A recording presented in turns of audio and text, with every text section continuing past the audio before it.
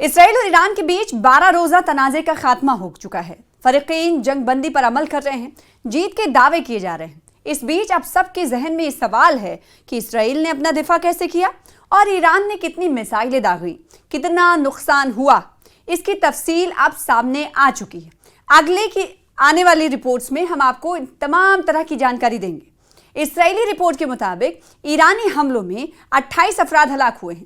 3238 افراد کو اسپتال میں داخل کروایا گیا، جن میں زیادہ تر کو معمولی چوٹیں آئی ہیں۔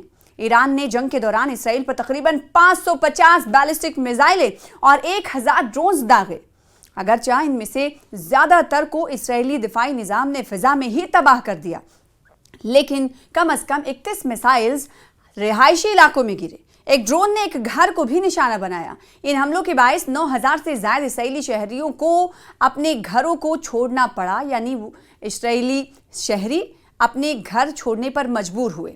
13 جون کو اسرائیل کی جانب سے ایران کے جوہری ٹھکانوں پر اسٹرائیک سے لڑائی شروع ہوئی تھی۔ اسرائیلی خفیہ ایجنسی نے دعویٰ کیا تھا کہ ایران اب 15 جوہری ہتھیاروں کے قابل افزودہ یورینیم اکٹھا کر چکا ہے اور اس کی جوہری صلاحیتیں ایک فیصلہ کن موڑ پر پہنچ چکی ہیں۔ ایران کو جوہری ہتھیار بنانے کے مقصد سے اس نے ایران پر حملہ کیا تھا۔ اسرائیل کا یہ بھی دعویٰ ہے، جی ہاں، ایران کو جوہری ہتھیار نہ بنانے کے مقصد سے، یعنی وہ اس پر عمل آگے نہ کر پائے، اسی لیے حملہ کیا گیا۔ اسرائیل کا یہ بھی دعویٰ ہے کہ ایران اسرائیل کو صفحہ ہستی سے مٹا دینا چاہتا ہے۔ تو وہیں اسرائیل کے ساتھ جنگ میں ایران کا کتنا نقصان ہوا، یہ تفصیل آپ نے دیکھی۔ اب آپ کو بتاتے ہیں کہ اسرائیل کے ساتھ جنگ میں ایران کا کتنا نقصان ہوا ہے اور اس کے حوالے سے ایران کی طرف سے کیا کچھ کہا گیا ہے۔ تہران نے دراصل تفصیل جاری کر دی ہے۔ تہران نے کہا ہے کہ 12 روزہ جنگ بندی کے دوران اسرائیلی فوج کے حملوں میں ہوئے نقصانات کی ہم تفصیل جاری کرتے ہیں۔ دونوں ملکوں کی جنگ میں امریکہ بھی کودا اور اس نے ایران کے 3 جوہری تنصیبات پر بم برسائے۔ اب جب کہ جنگ بندی ہو گئی ہے، ایسے میں ایران نے جنگ کے دوران ہوئے نقصانات کی تفصیلات جاری کر دی ہیں۔ ایران کے وزارت صحت کے مطابق گزشتہ 12 روزہ جنگ کے دوران اسرائیلی فوج کے حملوں میں 610 افراد شہید ہوئے ہیں، یہ ایران کہہ رہا ہے، جن میں 2 ماہ کے کم عمر بچے سمیت 13 بچے شامل تھے۔ اس کے علاوہ 49 خواتین کی بھی موت ہوئی ہے۔ ترجمان نے بتایا ہے کہ صحت کے شعبے سے تعلق رکھنے والے 5 طبی کارکن بھی اسرائیلی فوج کے حملوں کا نشانہ بنے۔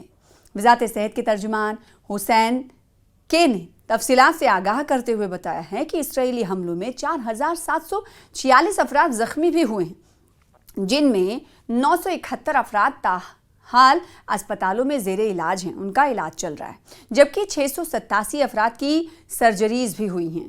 ایرانی وزارت صحت کے ترجمان نے اسرائیلی حملوں کے نتیجے میں طبی سہولیات کو پہنچنے والے نقصانات سے بھی آگاہ کرایا ہے، یعنی صرف جانی نقصان نہیں ہوا ہے بلکہ عمارتیں زمیں بوس ہوئی ہیں، بھاری نقصان ہوا ہے۔ اور اس حوالے سے وزارت صحت کی طرف سے بھی تفصیلات دی گئی ہیں۔ بتایا گیا ہے کہ اسرائیلی فوج کے حملوں میں 7 اسپتال، 9 ایمبولینسز، 6 ایمرجنسی ریسپانس بیسز اور 4 کلینک تباہ کیے گئے۔